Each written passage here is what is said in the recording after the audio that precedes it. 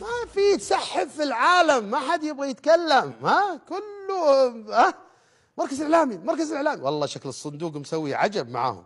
عبد الوهاب عابد الرئيس التنفيذي لنادي الاتحاد، نسمع وش قال. الاتحاد وين؟ الاتحاد موجود بطل دوري. طيب تنبكتي بيجي ولا لا؟ اليوم نحتفل بدوري روشن والنجوم الموجودين، وان شاء الله باذن الله نتمنى انه هذا الدوري يكون من افضل 10 دوريات. طيب حمد الله. وصدقني احنا حنسوي كل اللي علينا عشان نرتقي بهذا الدوري، يكون احسن دوري مو بالعشرة ان شاء الله الاول في العالم. حمد الله. الفريق اليوم كان بظهوره، شفت الاطقم حلو كل حاجه. الاتحاد ما في فريق ممتاز. الوحيد اللي كانت اطقمه حلوه.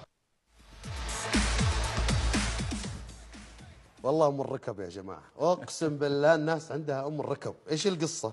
طيب سعد بقير لاعب، شوف تسالهم عن الدوري، الله الدوري وين راح يكون من توب 10، تجي تفتح معاهم موضوع اي موضوع. سعد بقير لاعب